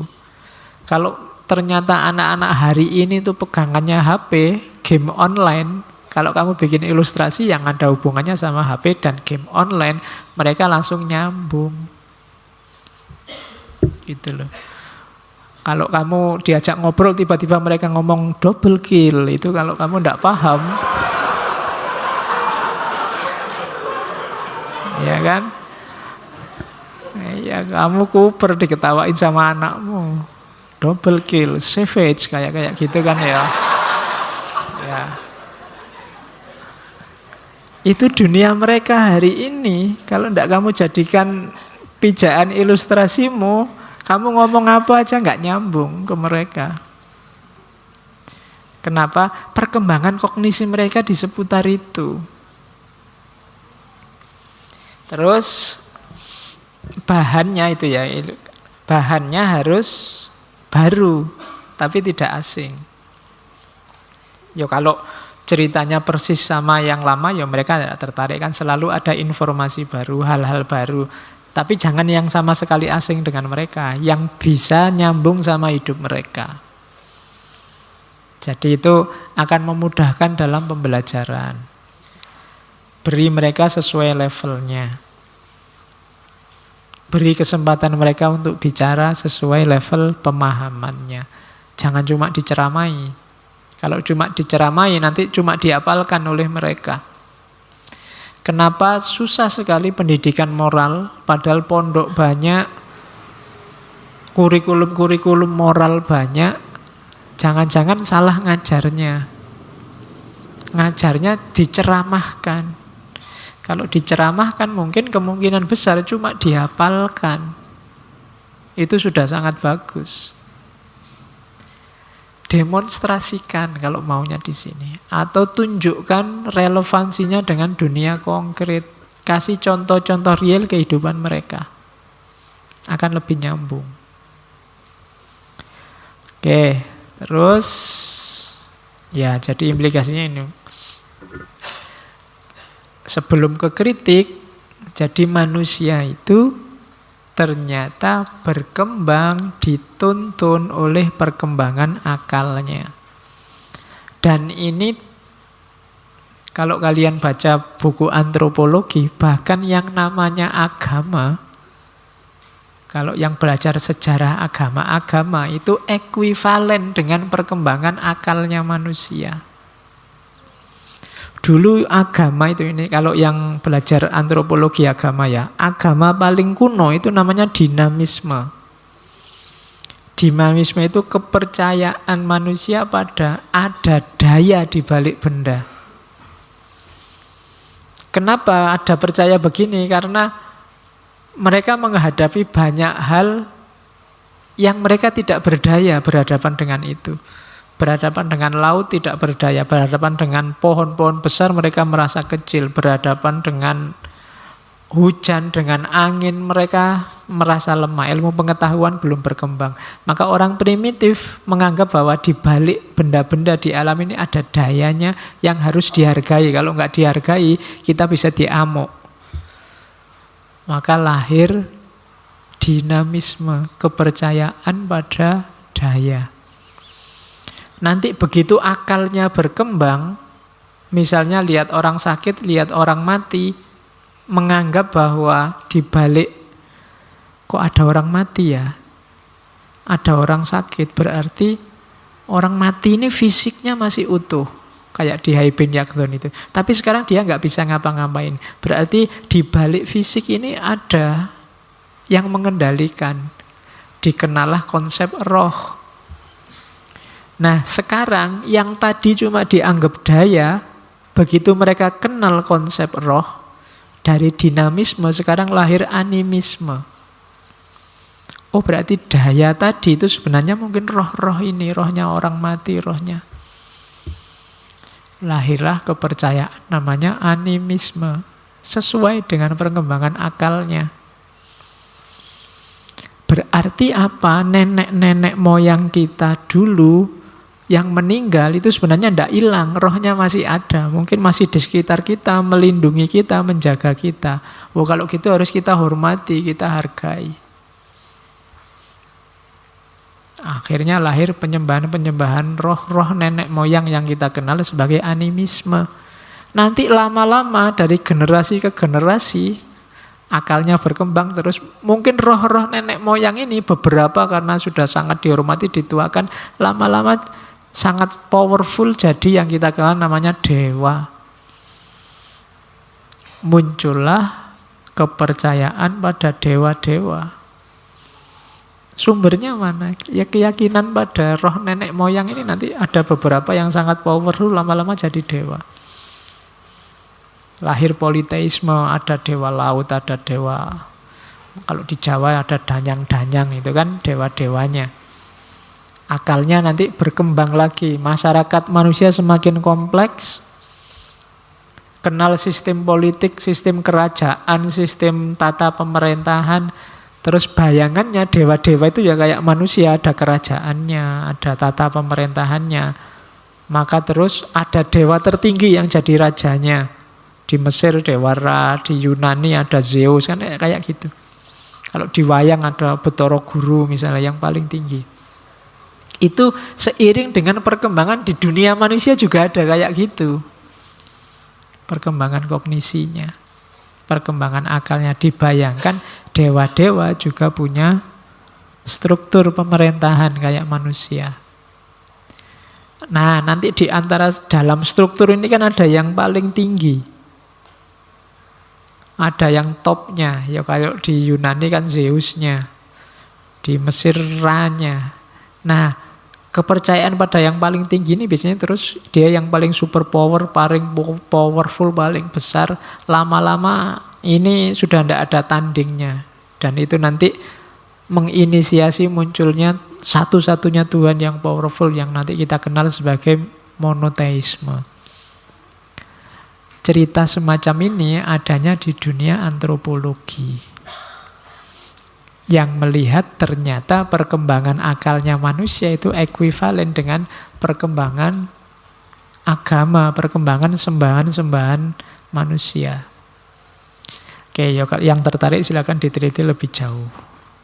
Dan itu nanti penjelasannya panjang sebenarnya, lapisan-lapisan budaya yang ada di balik peradaban agama-agama. Porosnya tetap akalnya manusia. Oke, kritik sekarang. Ya, kritik yang pertama pada teorinya Piaget ini mempraktekannya tidak gampang. Kenapa? Ya, karena struktur kognisinya orang itu beda-beda. Kalau saya ngajar satu kelas 40 orang dan harus ngopeni level kognisinya satu-satu, Bisa pusing aku, bisa habis waktunya untuk ngopeni satu-satu. Jadi tidak gampang. Kemudian yang kedua ada kritik lagi, ini lebih dekat pada psikologi ternyata dibandingkan teori belajar. Yang ketiga ada perdebatan, mana yang lebih berpengaruh? Kualitas pikiran atau kuantitas pikiran, kuantitas pengetahuan. Dua-duanya sebenarnya penting. Cuma kalau di Piaget ini kan kualitasnya. Orang cerdas tapi tidak banyak pengetahuan yang dia miliki, mana lebih penting dengan orang yang pengetahuannya banyak, ngerti macam-macam meskipun tidak terlalu cerdas. Oh, ini debat. Ya dua-duanya sih sama-sama penting. Cuma kan kalau jawabannya begini kan kurang seru. Orang biasanya pengen yang paling powerful mana? Kecerdasannya atau ketekunannya mengumpulkan banyak pengetahuan. Ini debat. Ya kalian silahkan diskusi. Mungkin yang cerdas bilang ya kecerdasan Pak. Yang tidak terlalu cerdas, oh enggak Pak, ya pengetahuan Pak. Atau yang males bilang, semuanya kan tergantung Allah Pak. Oke. Terus stabilitas dan kelenturan. Kan sering kalian ngomong tentang IQ. Oh dasar IQ-nya pendek, dasar IQ jongkok. IQ ini sesuatu yang stabil pasti menentukan ataukah sebenarnya enggak, dia bisa naik turun. Itu juga sebenarnya debat. IQ penting, meskipun nanti dikritik. Ada EQ juga loh Pak, emotional quotient. Ada SQ juga loh Pak, spiritual quotient. Ya. Tapi wacana paling awal dulu IQ. Jadi saya tidak tahu kalian pernah tes apa enggak. Jadi IQ itu yang ngelatih level kecerdasanmu ada di mana. Ya sifatnya eksak pasti, positivistik tapi dulu jadi parameter. Kemampuan kalian tes TPA itu kan antara lain kan mengukur itu. Potensi akademik itu biasanya diukur IQ-nya, bukan emosinya. Kalau emosinya ya tesnya nggak tes pilihan ganda begitu kan. Apalagi spiritual quotient. Dan sekarang mungkin karena ikut istilah quotient itu sekarang banyak sekali istilah quotient. Ada profetik, kecerdasan profetik, ada macam-macam. Kelihatannya ada juga SQ yang singkatannya bukan spiritual tapi seksual. Sexual quotient, kecerdasan seksual. Saya tidak tahu isinya apa wacana itu. Apa sangat cerdas, ada orang ngomong apa itu pikirannya mesti ke situ. Oh. Berarti SQ-nya tinggi sekali. Jadi pikirannya ngeres terus. Nah, itu wacana-wacana psikologi pendidikan. Silahkan digali. Katanya yang paling ampuh itu SQ. Atau yang dulu kehadiran EQ juga kan mengagetkan bahwa ternyata yang menentukan nasib hidup, gaya hidup itu bukan IQ-nya tapi emosionalnya. Itu yang menemukan Daniel Goleman itu kan. Jadi Goleman ini kaget ada mahasiswa yang IP-nya hampir 4. Nilainya 4 terus, A terus. Hanya ada satu mata kuliah amin. Begitu dapat amin dia tidak terima. Dia merasa loh aku pintar harusnya A semua. Akhirnya saking marahnya dia pulang ngambil senjata, dosennya ditembak. Sampai tewas. Nah, itu kan terus kesimpulan Goleman, sebenarnya IQ tidak menentukan, ternyata yang menentukan lebih banyak emotional quotient-nya. Belum lagi nanti datang wacana baru, spiritual quotient lebih asasi, lebih dasar. Ya, nanti kalau ada waktu ya kita bahas tiga-tiganya. 1 bulan IQ, EQ, SQ.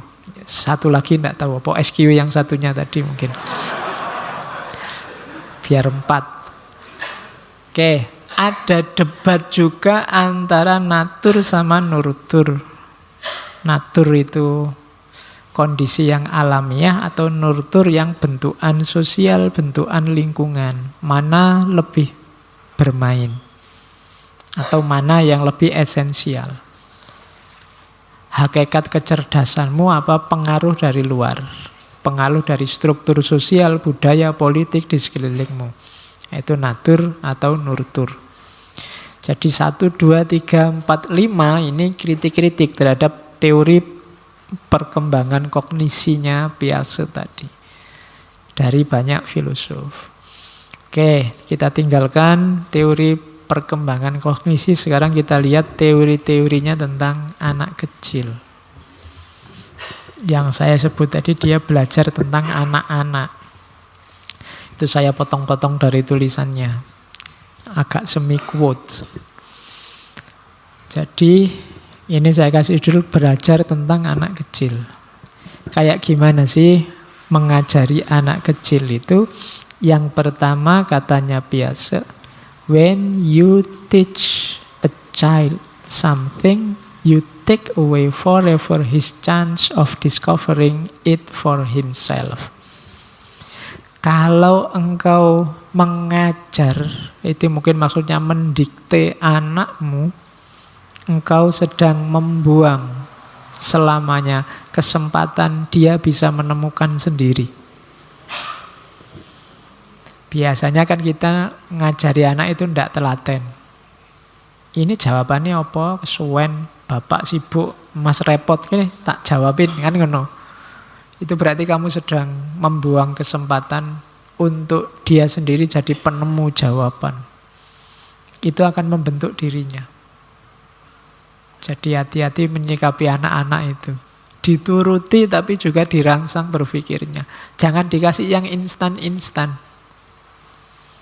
Nanti mereka tidak sabar menggembalakan proses. Jadi didik besok anak-anakmu untuk mau dan siap sabar mengikuti proses sampai dia menemukan sendiri. Itu akan lebih menancap, akan lebih membentuk dirinya. Jadi berhadapan dengan anak kecil adalah kalau engkau ketemu mereka, jangan didikte begitu saja. Ciptakan situasi yang membuat mereka menemukan sendiri. Kalau harus ngajak ngobrol, ya ngobrol tapi jangan to the point. Pancing dia untuk menemukan jawaban sendiri. Itu katanya biasa lebih efektif untuk membangun, membentuk. Daripada mereka dijejali hal-hal yang instan, nanti cuma dihafalkan tapi tidak ngerti hakikatnya. Yang kedua, ingatlah anak-anak itu punya logika sendiri. Saya bilang tadi di awal, itu kalimatnya. Anak-anak itu sering melihat sesuatu hanya apa yang dia sudah tahu. Sebenarnya semua orang. Ia memproyeksikan whole of his verbal thought into thing. Yang ada di pikirannya terhadap segala sesuatu. He sees mountain as built by man. Dia menganggap gunung itu ya diciptakan orang. Dia menganggap sungai-sungai itu dulu ada yang menggali.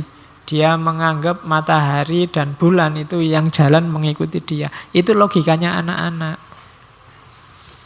Jadi kalau kamu ketemu anak-anak, ngomongnya turunkan ke level mereka. Mereka punya cara berpikir sendiri. Kalian sendiri kan dulu juga begitu waktu kecil.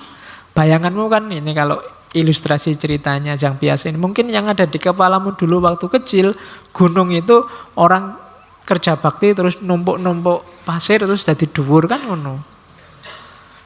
Membayangkannya kan itu. Atau sungai itu dulu ada yang menggali, duduk siji-siji gitu. Sesuai imajinasimu, sesuai levelmu.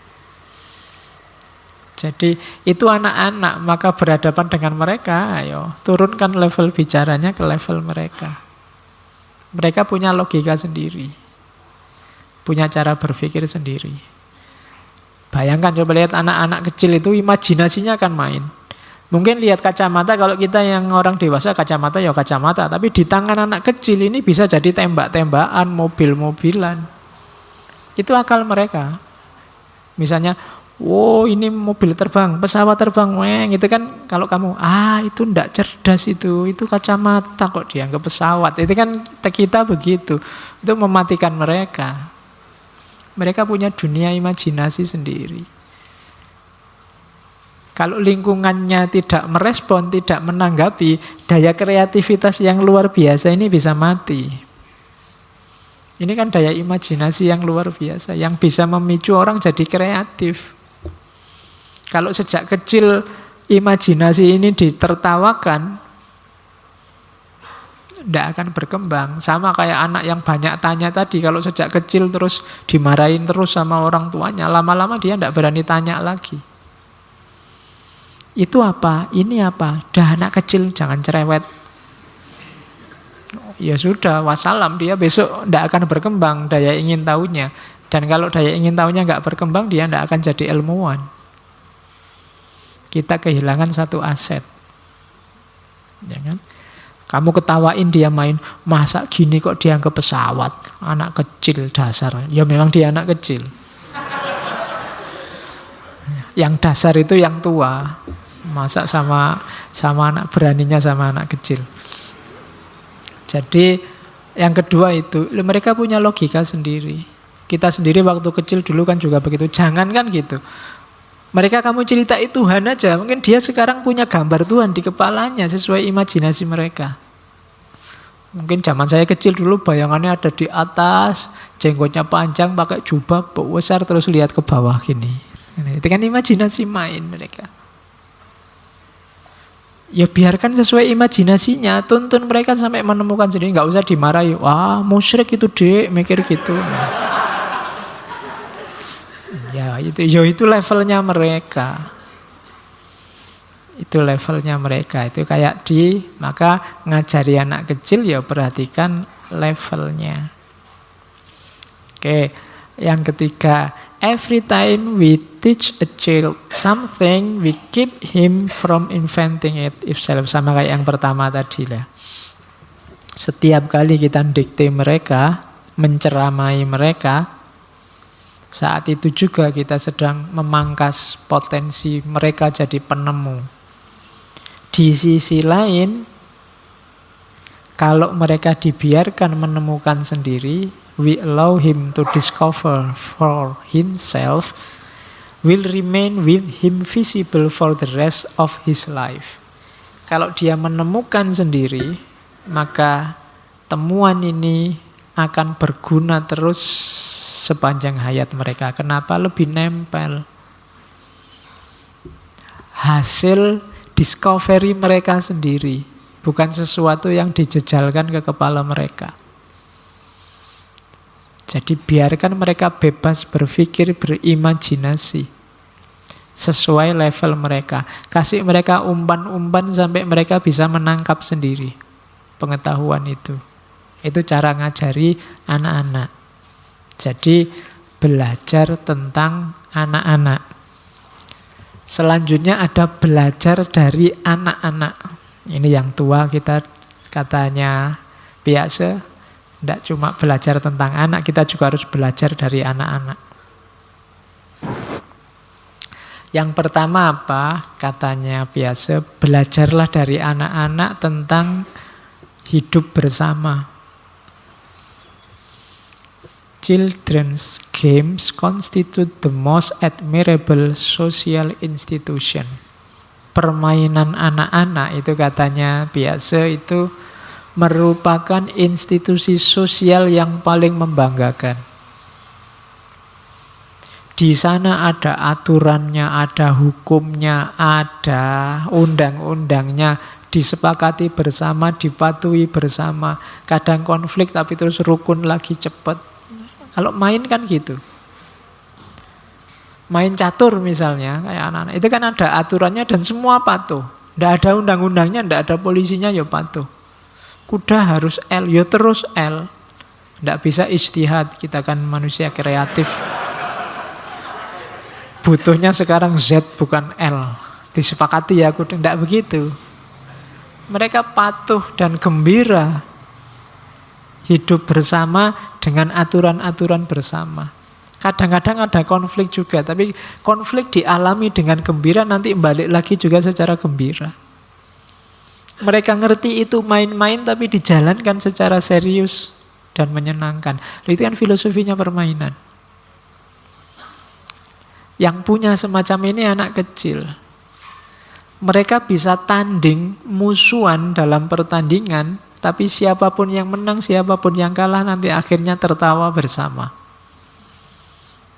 Senang. Kalah, waktu kalah marah-marah, kurang ajar curang, tidak apa-apa. Nanti pulang, besok main lagi yuk, kan gitu. Kalau orang tua kan tidak bisa gitu. Musuhan bisa ancam-ancaman mesti. Kalau sudah kalah, tunggu 5 tahun lagi. Mesti ngono.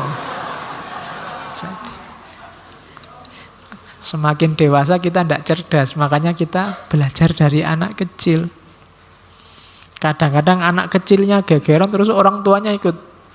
Yang kecil sudah ketawa-ketawa main lagi bareng orang tuanya sekarang. Tidak rukun, tidak bisa ketawa lagi sama saudaranya, sama tetangganya. Tapi yang kecil sudah rukun. Itu tidak pinternya orang dewasa. Jadi yang kecil dewasa sekali menyikapi konflik, yang dewasa kekanak-kanakan sekali menyikapi konflik. Maka kita perlu belajar dari anak kecil. Pelajaran kedua katanya Piaget, egosentrisme anak-anak. Tadi kan ada fase egoisnya anak-anak.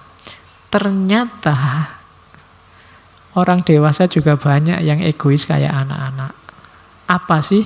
Tidak egois itu in its essence adalah esensinya egois itu apa? Tidak mampu membedakan antara kepentingan sendiri dengan kepentingan orang banyak. Tidak mampu membedakan antara individu dan masyarakat. Ada orang yang kadang mengorbankan masyarakat demi kepentingan sendiri, ini namanya egois. Kalau ada orang kayak gini, sebenarnya levelnya masih anak-anak. Usianya masih 2-7 tahun. Jadi masih lucu-lucunya. Loh ya kita kan tidak harus marah. Kalau ada orang egois itu berarti orangnya masih lucu, masih usia 2-7 tahun. Pengen menangnya dewe. Ndak mikir lingkungan sekelilingnya. Esensinya egois kan itu. Makanya egois itu kita sebut kekanak-kanakan, childish egosentrisme. Pokoknya nyari menangnya sendiri, nyari senengnya sendiri, nyari tujuannya sendiri. Tidak peduli dengan lingkungan sekelilingnya. Orang ini berarti orangnya masih anak-anak, masih lucu.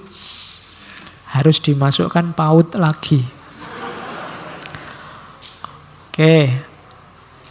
Nah, terus, how can we with our adult mind know what will be interesting?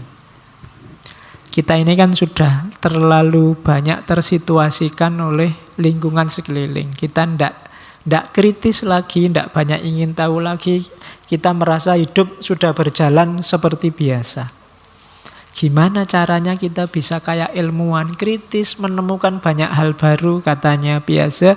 Ikutilah anak kecil. Anak kecil itu apapun jadi hal yang baru dan menyenangkan. You can find out something new. Kalau kalian ikuti, coba lihat anak kecil itu. Saya bilang tadi loh, ini kacamata bagi kalian kan tidak menarik, tidak ada apa-apanya. Di mata anak kecil dia menarik. Bisa jadi motor-motoran, mobil-mobilan, pesawat-pesawatan. Tidak ada yang biasa-biasa bagi anak kecil. Kamu ngajak adikmu yang kecil nanti ke sini, mbok lihat karpet agak ngelingkap ujungnya, itu bagi dia menarik. Nanti mungkin diputer-puter dia. Banyak hal menarik sekelilingmu sebenarnya. Banyak hal yang bisa ditemukan. Banyak hal baru yang bisa dirumuskan. Cuma kita sangat tersituasikan oleh rutinitas keseharian sehingga tidak ketemu itu. Sarannya Piaget, ikuti anak kecil. Follow the child. akan ketemu betapa menariknya hidup kita, lingkungan sekeliling kita, keseharian kita. Tidak ada yang biasa-biasa, semuanya luar biasa menarik kalau kita geluti satu-satu.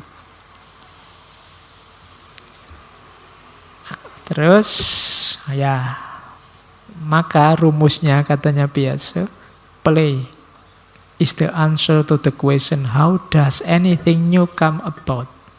Bagaimana kita melahirkan sesuatu yang baru, bagaimana ada yang baru dari kita, caranya apa? Play. Ayo mainkan saja. Kayak anak kecil.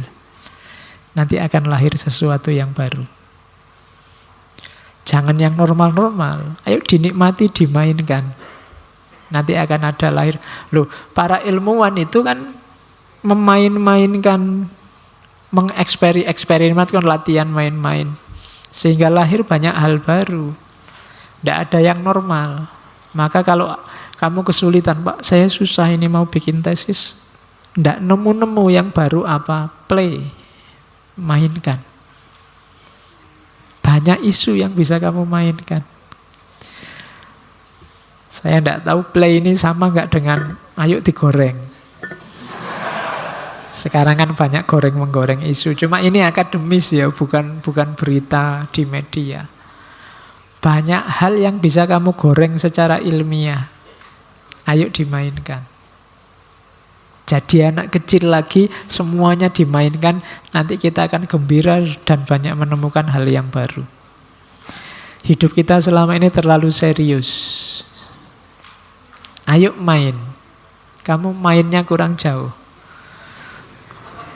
Ya, jadi mari kita main-main sekarang biar bisa menikmati hidup dan menemukan banyak hal baru. Selama ini kita terlalu tegang, terlalu banyak idealisme di kepalamu. Itu yang bikin kamu jadi penurut tadi kan. Apa-apa nurut, manut aja. Ayo sekarang saatnya main. Bikin waktu bermain lebih banyak. Bukan main game online loh ya. Hidupmu di sekelilingmu itu menarik semua. Tidak ada yang tidak menarik. Oke, ini katanya biasa. What we see change what we know. What we know change what we see. Apa yang kita lihat mengubah pengetahuan kita. Dan pengetahuan kita mengubah cara kita melihat. Ini berputar-putar saja, sudah sering saya jelaskan. What we see change what we know. What we know change what we see. Ini nasihat untuk para guru. What is desired? Apa yang diinginkan? Maksudnya yang terbaik adalah the teacher, guru-guru tolong berhenti ceramah. Dosen-dosen tolong berhenti ceramah. Jangan puas dengan transmitting ready-made solution. Jangan puas hanya dengan mencekoi, mendulang, mentransmisikan solusi-solusi yang tinggal pakai, yang saya bilang instan tadi. Jangan seneng-seneng dikasih barang jadi kayak ngaji filsafat ini. Kamu kan selalu ngambil barang jadinya, ndak, olah lagi. Kalau ndak begitu ini jadinya cuma ceramah. Ambil inspirasi, kembangkan lagi secara kreatif. His role should rather than of a mentor. Perannya para guru, para dosen itu adalah mentor yang memicu lahirnya inisiatif dan penelitian, membuat orang tertarik ingin memahami. Termasuk ngaji filsafat ini jadikan pemicu untuk kamu tertarik menjelajah lebih jauh. Kalau hanya kalian hafalkan eman-eman, karena yang saya omongkan hanya sebagian sangat kecil dari gagasannya tokoh-tokoh besar. Jangan puas hanya di yang saya omongkan, masih dalam dan luas yang bisa kalian jelajahi. Tertarik dengan tema apapun dari ngaji ini, perdalam itu. Jangan puas dengan yang saya sampaikan, karena ini kita ada banyak keterbatasan-keterbatasan. Saatnya kalian untuk berinisiatif dan melakukan penelitian lebih jauh. Itu tugasmu. Jadi jadikan ngaji ini inspirasi. Bukan materi, tapi memicu lahirnya kreativitas, kreasi-kreasi pengetahuan yang baru atau penelitian-penelitian lebih dalam. Terakhir, ini untuk ganti, nanti sebentar lagi teman-teman takmir mau ngumumkan apa, kelihatannya ada hubungannya sama ini. Ada tips dari Piaget. Kalau kamu pengen pinter, pengen bisa berpikir, ada cara paling gampang, nulis. I could not think without writing. Kalian pernah menulis apa? Percayalah dalam hal yang kamu tulis itu kamu merasa lebih menguasai, lebih paham. Dibandingkan dengan yang hanya kalian ingat-ingat saja. Maka tradisikan menulis. Bukan nulis status loh ya. Ya. Wawasan-wawasan yang penting, pengetahuan-pengetahuan penting, kalau bisa tulislah. Nulis itu ndak harus kemudian kamu orientasikan, ya Pak nanti saya muat di jurnal, ya kalau bisa dimuat bagus. Saya mau bikin buku, kalau jadi buku bagus. Tapi menurut saya intinya tidak di situ, tapi pokoknya nulis saja. Semakin banyak kamu nulis, semakin canggih kamu berpikir, menganalisis. Tulis saja. Karena katanya biasa, I could not think without writing. Aku tidak bisa mikir tanpa nulis. Berarti apa? Proses berpikirmu yang tadi saya bilang kepalamu itu sebenarnya rame setiap hari. Sekarang jangan biarkan rame di dalam. Keluarkan semua. Medianya apa? Tulisan. Nanti pada saatnya pasti ada gunanya. Simpan baik-baik, sapa ngerti besok anak cucumu butuh. Atau ada masalah yang kamu punya referensinya, dan ternyata referensinya adalah tulisanmu. Jadi biarkan tulisan-tulisanmu numpuk banyak juga tidak apa-apa. Syukur-syukur ternyata kok bagus-bagus. Alhamdulillah bisa diterbitkan. Kalau tidak juga tidak masalah. Kamu sudah dapat keuntungan sangat banyak dari tulisan yang kamu buat. Jadi nyawa dan teori terakhirnya di situ untuk teman-teman yang mahasiswa.